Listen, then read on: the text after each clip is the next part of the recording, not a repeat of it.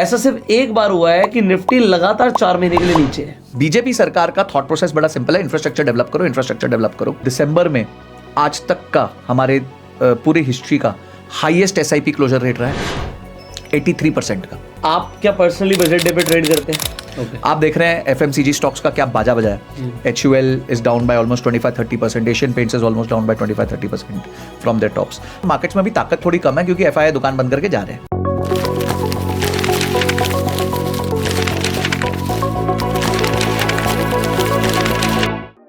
सो दोस्तों, आज होने वाली है बजट के ऊपर चर्चा। स्टॉक मार्केट लगातार गिर रही है और लोग परेशान हो गए हैं क्योंकि मार्केट गिर रही है, रिटर्न नहीं दे रही है।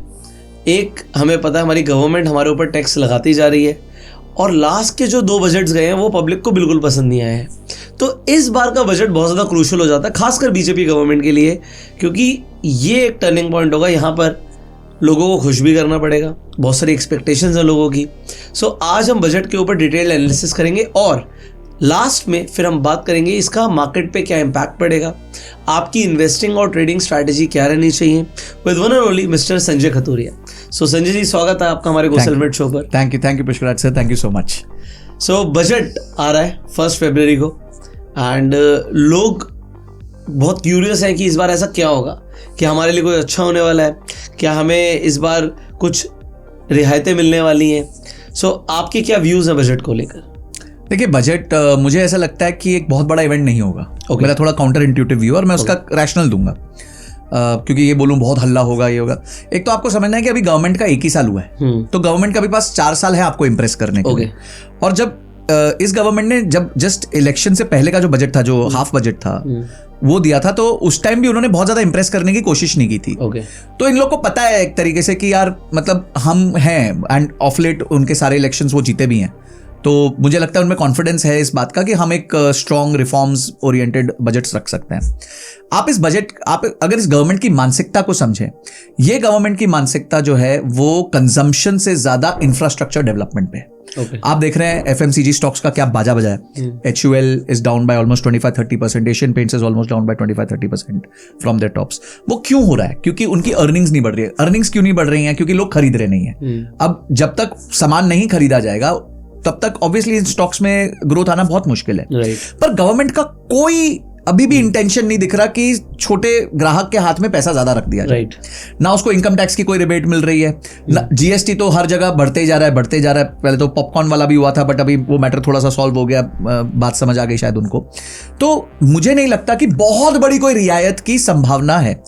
दूसरी चीज जो इस साल वेट करने लायक है और जो बहुत अनसर्टन है, वो है डायरेक्ट टैक्स कोड। क्योंकि निर्मला सीतारमण जी ने बार बार ये बात बोली है कि मैं DTC इंप्लीमेंट कर दूंगी। अब समझने की बात यह है कि जो हमारा इनकम टैक्स एक्ट लिखा गया था वो 1950 के आसपास 51 या 56 में कहीं लिखा गया था। उसके बाद से सिर्फ अमेंडमेंट्स हो रहे हैं, तो वो जो बुक है ना वो बहुत बड़ी हो गई है और बहुत क्लटर हो गई है। तो उसको डीक्लटर करने के लिए डायरेक्ट टैक्स कोड का इंट्रोडक्शन होने वाला है, जिसमें काफी अटकलें ये भी लगाई जा रही हैं कि इवन जो लॉन्ग टर्म कैपिटल गेन्स या शॉर्ट टर्म कैपिटल गेन्स है वो भी फ्लैट कर दिए जा सकते हैं एज पर योर स्लैब। तो वो तो मेरे हिसाब से बहुत बड़ा डेंट होगा। आई होप ऐसा कुछ ना हो। तीसरा, हमें यह समझना है कि एक परिवार है, भारत एक परिवार है। अगर एक परिवार में पुष्कराज सर आपके पास 10 बच्चे हैं और उसमें से 2 बच्चे कमा रहे हैं और 8 बच्चे फ्री में खा रहे हैं, तो माँ क्या करेगी? क्या वो 2 बच्चों को रियायत देगी या बोलेगी 2 बच्चे और कमा के लाओ, क्योंकि मेरे को तो 8 को फ्री में खिलाना है? तो भारत की परिस्थिति ऐसी ही कुछ है। आज भारत का जो टैक्स देने वाला तबका है वो मुश्किल से 2-3% का है। अगर आप पिछले 5 साल में देखें तो पर्सनल इनकम टैक्स से जो सरकार की कलेक्शन हुई है वो कॉर्पोरेट इनकम टैक्स से ज्यादा हो गई है, क्योंकि कॉर्पोरेट्स को वो फोकस करते हैं। बीजेपी सरकार का थॉट प्रोसेस बड़ा सिंपल है, इंफ्रास्ट्रक्चर डेवलप करो। क्यों? क्योंकि उधर उनको मल्टीप्लायर इफेक्ट दिखता है। उनको दिखता है वहां 1 रुपए खर्च करेंगे तो 2.5 रुपए का इंपैक्ट आएगा। नौकरियां बनेंगी, रोड बनेगी तो सीमेंट बिकेगा तो क्वारी लगेगी तो बैंक का लोन जाएगा। मतलब वो एक पूरा मल्टीप्लायर इफेक्ट देखते हैं। इसलिए कभी भी बीजेपी सरकार जो है ना आम आदमी के हाथ में बहुत ज्यादा पैसा नहीं देती, पर इंफ्रास्ट्रक्चर डेवलपमेंट पे बहुत काम करती है। और यही हमने पिछले कुछ सालों से देखते हैं कि इंफ्रास्ट्रक्चर में हर साल वो बढ़ाते रहते हैं अपने एलोकेशन को, और उसका इंपैक्ट हमारे को ऑन फिजिकल भी दिखा है। तो मुझे लगता है इसमें कोई बहुत ज्यादा वो मैसिव अपने थॉट प्रोसेस में चेंज नहीं करेंगे, क्योंकि वो इलेक्शन जीतते आ रहे हैं। तो ऐसा कुछ नहीं है कि उनको कोई चीज चेंज करनी हो। हाँ, पिछली बार जो उन्होंने किया था वो एम्प्लॉयमेंट पे बहुत फोकस किया था। मुझे लगता है एम्प्लॉयमेंट पे उनको और फोकस करना चाहिए, क्योंकि नीचे वाले तबके के पास जॉब्स नहीं है, और अगर जॉब्स नहीं हुई तो अनार्की वाली सिचुएशन आने की संभावना होती है देश में। में, लोगों को अपना पेट पालना ही पालना है। और कब तक सरकार 80 करोड़ लोगों को मुफ्त राशन देगी? धीरे धीरे वो चाहेगी कि सबको वो। अब हम आते हैं पर्सनल इनकम टैक्स पे। तो पर्सनल इनकम टैक्स पे एज आई सेड कि मेरे को बहुत रियायत नहीं दिखती। हाँ, कुछ छोटा मोटा स्लैब में 1-आधा लाख ऊपर नीचे कर दे, स्टैंडर्ड डिडक्शन को 75,000 से 1 लाख रुपए कर दे, उससे ज्यादा मुझे कोई बहुत बड़ा चेंज नहीं दिख रहा। दूसरा जो मुझे लग रहा है कि पिछले साल उन्होंने कहा था कि 2/3 लोग already knew income tax regime में आ चुके हैं, तो यानी इस साल वो नंबर और बढ़ चुका होगा, क्योंकि नए बच्चे जो आते हैं वो तो डायरेक्ट न्यू टैक्स रिजीम में ही आते हैं। तो अगर ये नंबर 80-85% जिस दिन क्रॉस कर गया, मुझे लगता है वो ओल्ड टैक्स रिजीम को एबॉलिश ही कर देंगे। ओके, कि भाई कंफ्यूजन नहीं रखना, अब तुम सीधा नए टैक्स रिजीम पे आ जाओ। जो बेनिफिट है हम एक बार अपने स्लैब में दे देते हैं, बाकी ये रोज की कैलकुलेशन पीपीएफ, एनपीएस और ये आपका होम लोन और ये होम से कुछ नहीं करेंगे, चुपचाप अपना टैक्स दो। तो वो होने की संभावना मेरे को या तो इस बजट में हो जाएगा या अगले बजट तक वो हो जाएगा। ओके। पर अभी जो परेशानियां दिख रही हैं, वो परेशानी दिख रही है कि कैपिटल मार्केट्स पे अगर टैक्स इन्होंने बढ़ा दिया, जैसे पिछले साल इन्होंने 25% टैक्स बढ़ा दिया, 10 का 12.5 कर दिया था, वहां 15 का 20 कर दिया था।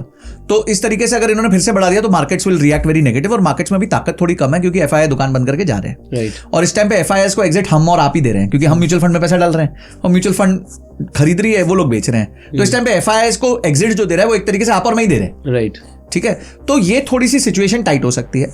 अगला जो रिफॉर्म है वो रिफॉर्म है मेरे को लगता है एजुकेशन पे। आपको मैं मजेदार फैक्ट बताऊंगा कि एजुकेशन पे, टीचर अपस्किलिंग पे भारत का बजट जो है वो 250 करोड़ का है। ओके।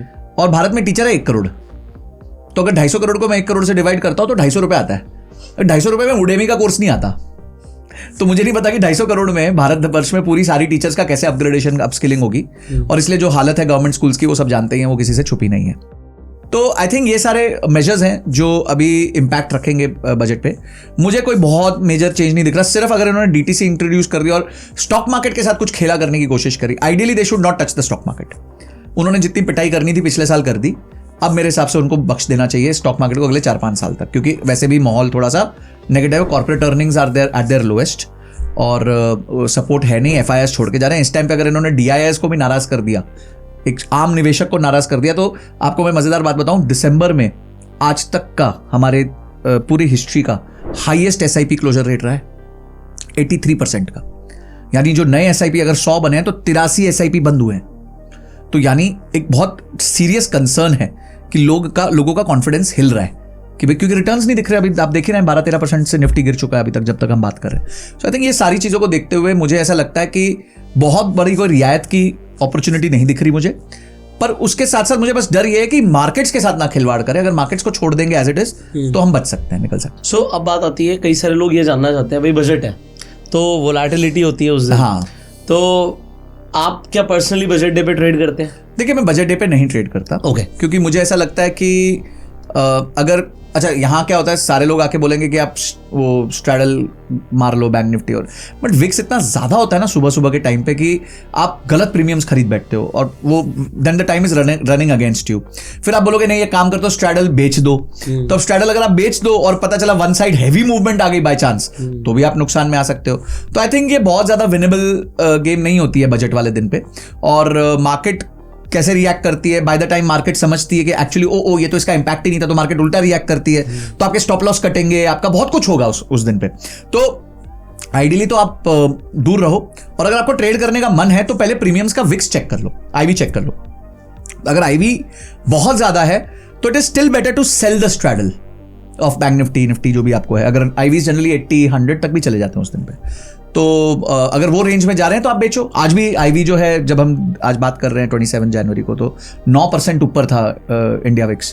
तो बहुत ज़्यादा मतलब अभी वॉलेटिलिटी है मार्केट में, तो उस वजह से प्रीमियम्स बढ़े हुए हैं।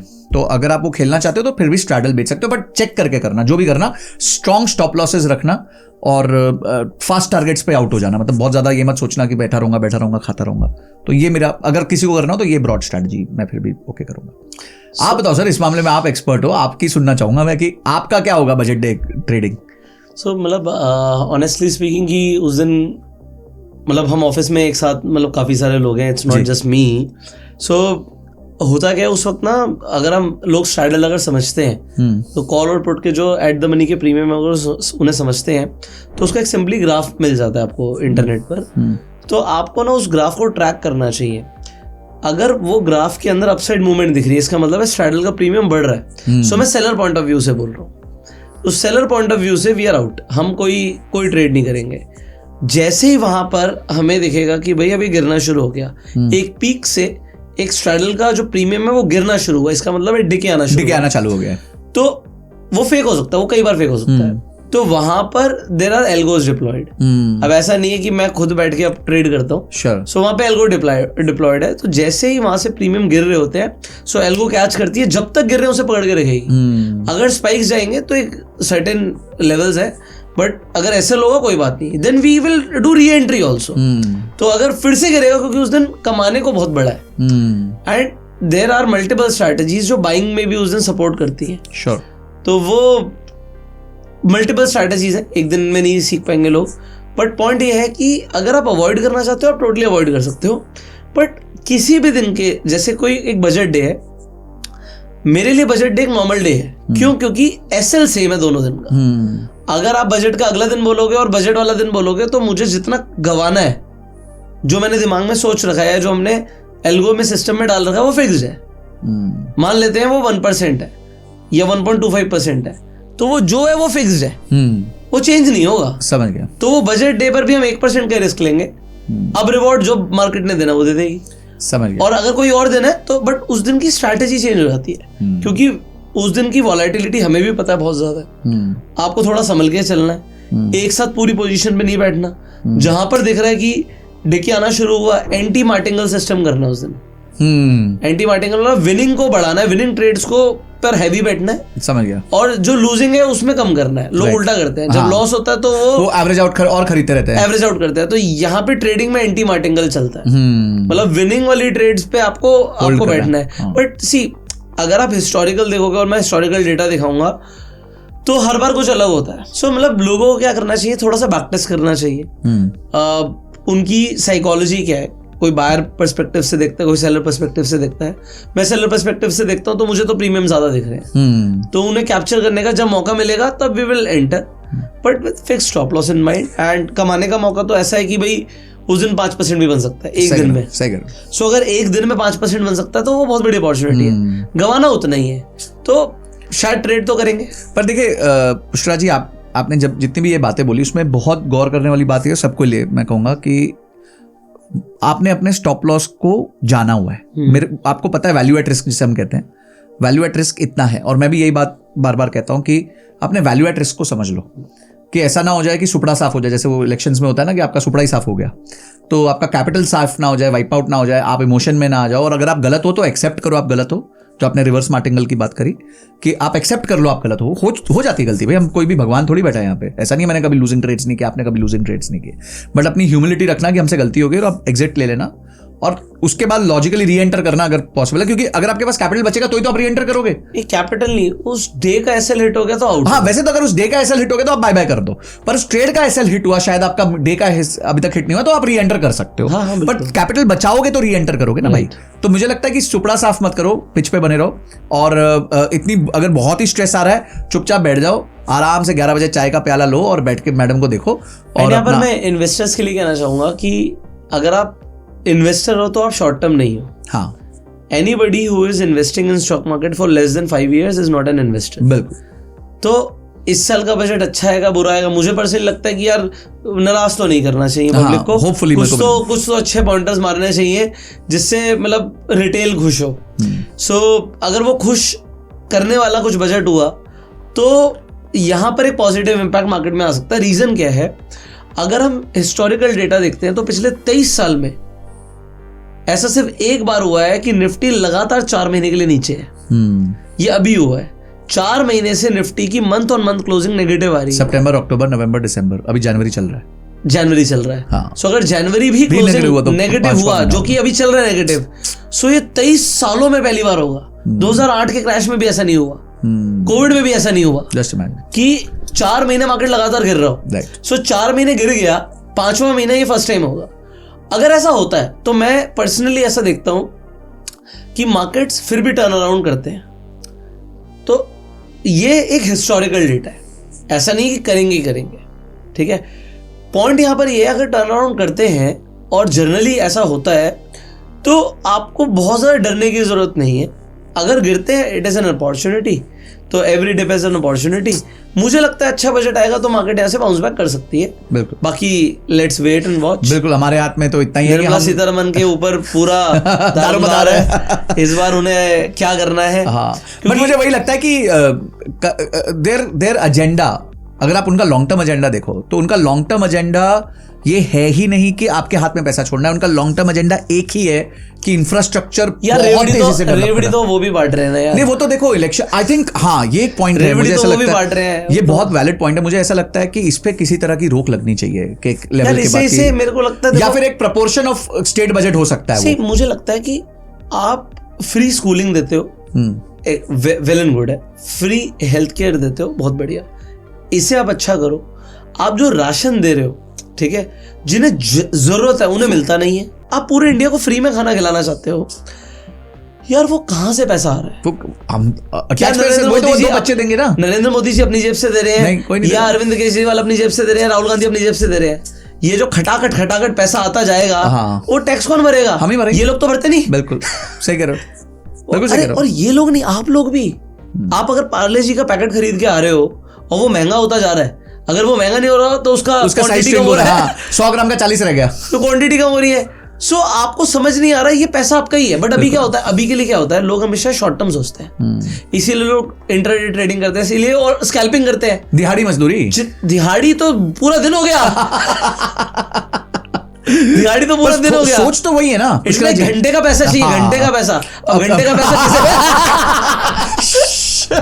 अब घंटे का पैसा कैसे मिलता है भाई, ये तो मैं पता है। पॉइंट यहाँ पर ये है कि लोग बहुत शॉर्ट टर्म सोचते हैं। हाँ, तो लोग क्या सोचते हैं यार, आज ये सरकार हमें इतना सस्ता सिलेंडर दे देगी, इतना ये महीने का अकाउंट में डाल देगी तो काम चल जाएगा। बट वो ये नहीं देख रहे कि चीजों का प्राइस, इन्फ्लेशन कितनी जल्दी बढ़ रहा है। True. अगर तुम्हारे अकाउंट में 2, 5, 10 हजार रुपए आने लग जाएंगे, सबके पास 10,000 आ जाएंगे, तो 2000 जीरो ही हो जाएंगे ना, तो वो उसकी वैल्यू खत्म हो जाएगी। यार ये हमारे पास लाइव एग्जांपल है, जो वेनेजुला ने किया, हाँ, सही, जो जिम्बाब्वे ने किया। जो आप फ्री करेंसी बांट देते हो, तो करेंसी की वैल्यू नहीं है ना, करेंसी की वैल्यू नहीं है। तो करेंसी की अगर वैल्यू नहीं है तो जो ब्रेड का पैकेट, हम यार ऑनेस्टली मैं राशन नहीं मंगाता तो मुझे नहीं पता, हो सकता 30-40 रुपए का आता हो आज की रेट में। जब मैं छोटा था तो 10 रुपए का आता। बिल्कुल सही है। और वो ब्रेड का पैकेट अगर 200 रुपए का हो जाए तो बड़ी बात मत समझना, क्योंकि तुम सबके पास पैसे आ जाएंगे अकाउंट में। बिल्कुल सही है। तो ब्रेड 200 रुपए की हो जाएगी।